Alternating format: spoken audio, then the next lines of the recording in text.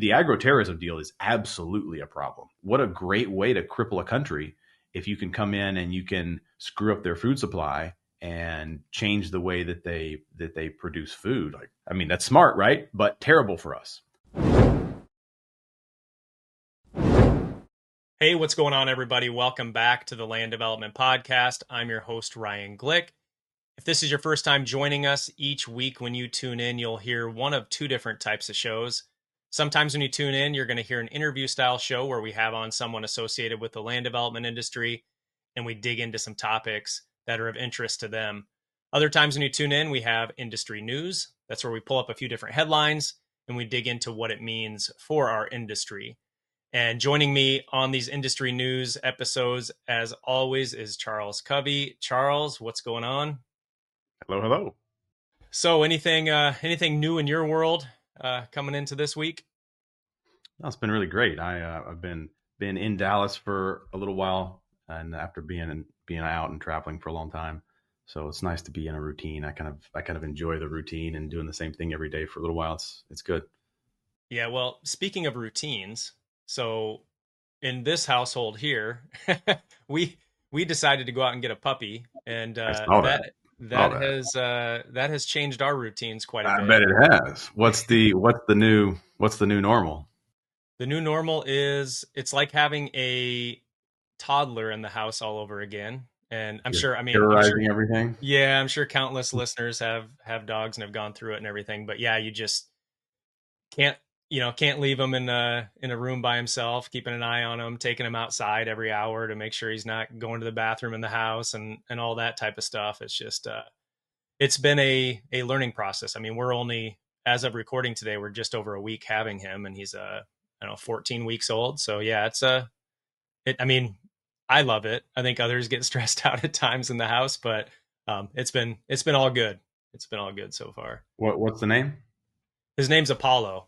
He's an Australian Shepherd, so he's got very high energy, and which I love. But the problem is you can't do some of the type of training that I want to do with him until he's at least a year old, just because they have to grow more before you can run them, do some running things with them and everything. So we'll get there. We'll get there next year. Well, anyway, real quick housekeeping before we jump into our articles. And what we're going to be getting into today is we've got a story on Florida ending tax on commercial rent, the FHFA allowing rent history to help with mortgage qualifying, and then also the Trump administration banning China's farmland purchases. So we're going to get in those articles in just a second here. Real quick housekeeping. I was kind of looking back at when we started the podcast back at the end of 2023, and we have now published at least one episode for 84 weeks in a row. And we're quickly approaching episode 100 here in the next few weeks. So pretty exciting milestones that we have coming up. And, the last that I checked just a day or two ago, the Land Development Podcast was actually the top result for land development searches on both Spotify and Apple now. So before we were just number one on Spotify and number two on Apple, but the last I checked, we're number one on both now, which is just amazing. Nice. Check it out.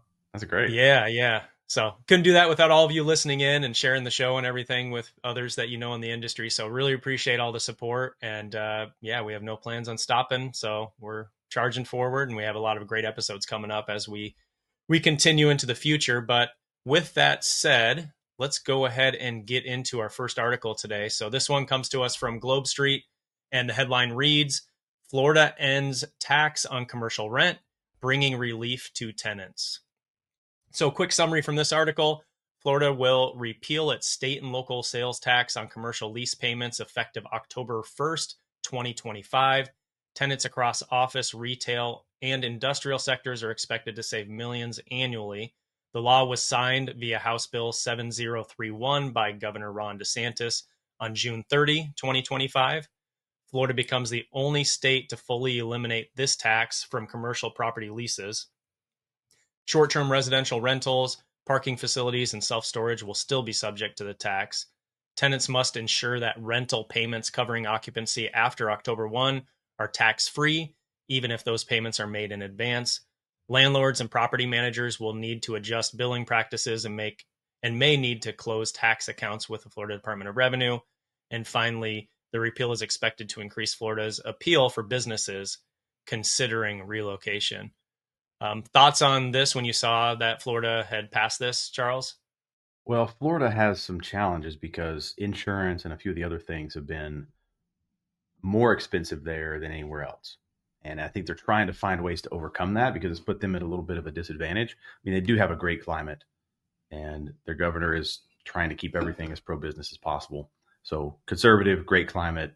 They have a lot going for them, but the insurance increases and some of the other things have been challenging. So hopefully this is probably an attempt to get them back on a level playing field with Texas and the Carolinas. Is my guess. Gotcha. So less about, so more about just trying to compete with some of the other states and not necessarily something that they otherwise would have done if they didn't have some of these other challenges that were in front of them. That's my guess. That's my guess. I could be off there. Maybe they're just trying to do everything possible, not being comparative to everybody else. But I think it's kind of hard to not be comparative, especially when you might be at a disadvantage with the insurance situation. Yeah. Do you think any other states are going to see this and consider doing that? You think Texas is going to look at something like this? Absolutely. I think Texas is in a great position. I don't know the financial situation in the Carolinas, but I know Texas is in a great financial situation. The challenge is Texas just ended its last legislative session, and other than this isn't going to be this wouldn't be able to be a legitimate consideration until the next session in 2 years. So I think that Florida's got some runway. This would be an easy one probably to pass. Texas has the money. We've got a giant surplus, but in my head, it probably ends up being a 2-year thing instead of an immediate thing. Just based on the way the legislative session lines out. Yeah, and I'll be interested to see how this plays out in Florida and if it does drive more businesses going there. Because I think you're absolutely right. I mean, some of the other challenges with businesses there. I know you've had people, friends of yours that have businesses there that have been impacted by a lot of the hurricanes and stuff like that, and so you've seen it kind of firsthand through those relationships. So yeah, we'll keep an eye on this and see how this plays out and see if there are any other states that will model bills in their states similar to this one. I mean, Florida's been the example for a lot of these things, and it seems like they're not scared to be first. And I think in Right. the world of politics, nobody wants to be first. Hell, real estate's kind of the same way. Nobody wants to be first to a new area or with a new concept or with a new type of development. And so Florida's just not scared to be first, which I applaud them for. And most likely, we're going to see this repeated across some of the other more forward-thinking states. All right, well, let's go into the next segment here from the comments. We have one comment here that came on a video posted from our episode last week. This one was on LinkedIn. So this one comes from Karsten Johannesson. His comment is, Chris does a great job breaking down how pressure sewer systems can open up new or tough sites for development while cutting costs, clear, practical, and a full of real world insight. This is a must watch for anyone in land development or infrastructure. So love seeing the comment. I thought Chris did a great job on that episode, was a really good guest explaining the difference between pressure sewer and gravity sewer and everything. So appreciate the comment. Appreciate all of you guys when you comment on any of the posts that we put out there and everything. So Karsten, if you're listening, thanks for tuning in and thanks for spreading the word. That's great. I love pressure sewer. It's a game. All right, well, let's go ahead and move on to article number 2 here. This one comes to us from Fox Business. Headline reads, Rent payments could help Americans qualify for a mortgage, FHFA says. So a quick summary from this article. Fannie Mae and Freddie Mac will begin factoring in rent payments along with traditional credit data when evaluating mortgage eligibility. This effort builds on past moves to include rent, utility, and telecom payment history and credit decisions, especially for first-time buyers. Americans with thin credit files, like renters without credit cards or auto loans, could benefit from improved access to mortgage financing and home ownership. Those with weaker rent payment histories may not benefit, though this group is expected to be relatively small. And lastly here, with the average household now spending nearly 45% of income on a median-priced home, the move aims to open new pathways to home ownership. What are your thoughts on this, Charles?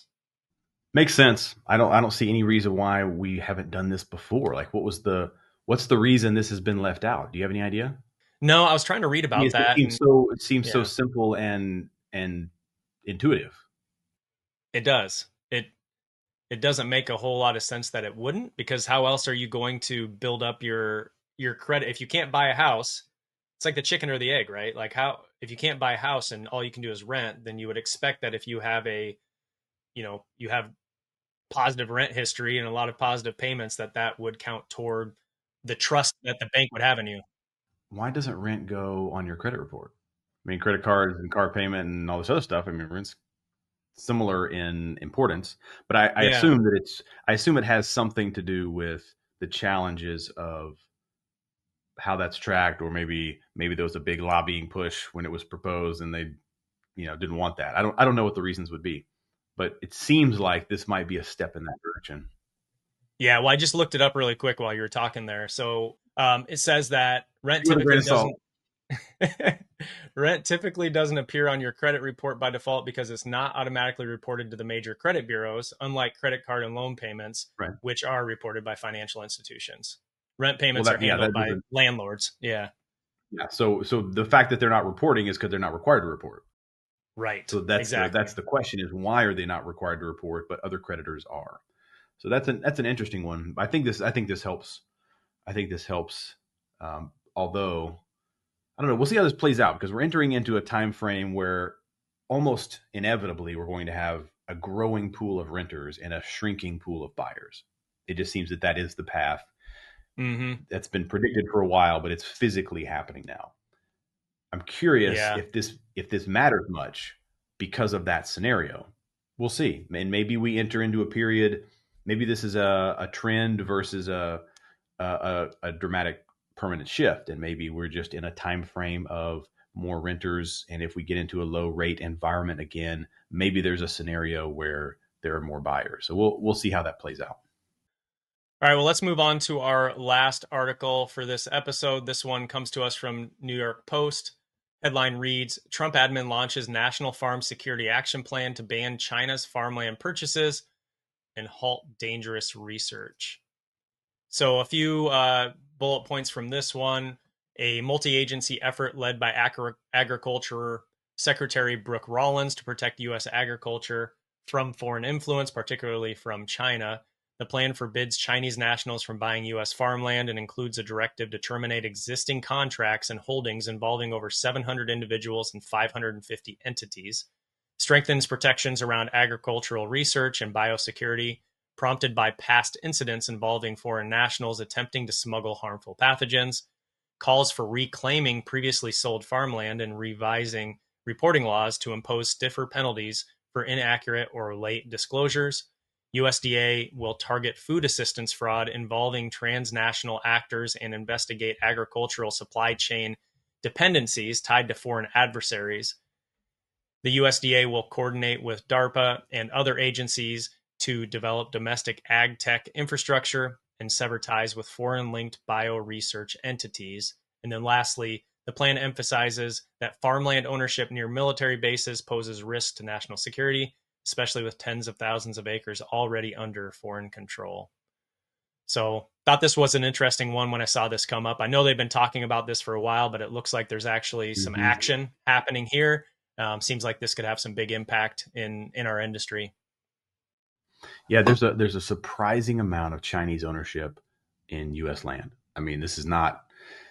Maybe it's completely, harmless, but I don't think so. And I don't know that we want to really just wait and see how that plays out.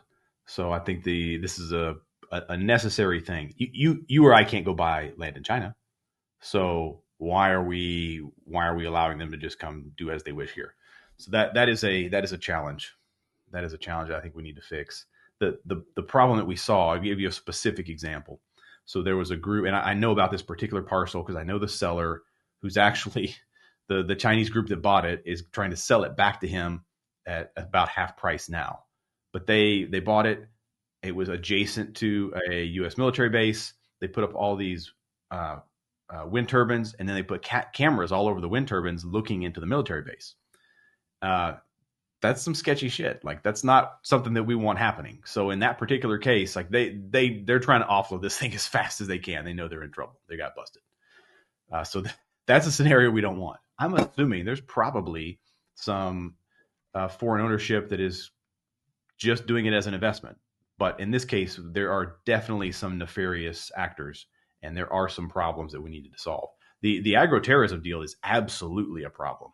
This is what a great way to cripple a country if you can come in and you can screw up their food supply and change the way that they produce food. Like that's smart, right? But terrible for us. So I know right. I'm a big fan of Secretary Rollins. She's A&M, so I'm also and we know a lot of the same people. She grew up on a farm, was in FFA, and did all these other similar things. And so seems like a really good secretary that is very forward thinking and getting stuff done. So I'm really appreciative of her efforts, and I think this is necessary. Yeah, one thing I didn't know from this article, I didn't see anything about it, was the attempt to claw back the land from that's currently owned. I'm not sure what's going to happen with that land. I'm not sure if the government's going to hold it and that's what's going to happen, or if they're going to release it for sale to the public. Not exactly sure what's going to happen there. So that's something I've got to dig into and try to find what the plan will be. I think they have the opportunity to sell it. I think that's the deal, is you've got to sell it. Why wouldn't you? Like if you right. didn't, then I think it's just going to get taken, is my guess. Yep. But I don't think there will be very many scenarios where they don't sell it. True. Like the scenario that I knew of, though, like they're having to sell it at anything they can get. So yeah, that makes sense. There will be some deals for somebody. There will be some deals. Yep. So something we'll keep an eye on here. And otherwise, that brings us to an end. Anything you want to add in closing here, Charles? Man, we really rolled through that one. That was great. Did. Yeah, went fast. All about efficiency. That's right. Well, I guess in closing from my standpoint here, so just a couple quick things. So since our last episode, I was just doing some looking, and we've had a lot of you leave ratings on Spotify, which I really appreciate. That's awesome to see the number out there on Spotify continue to go up. If you are on Spotify and you haven't left us a rating yet, we'd appreciate taking the time to help us out there. And also, if you're on Apple Podcasts, would love to see more ratings and especially reviews on Apple Podcasts. Again, as I've explained before, ratings and reviews on these platforms help us get in front of more people and help us continue to grow the show. So if you can take a minute or two and do that, we would really, really appreciate it. And otherwise, that's all for this episode.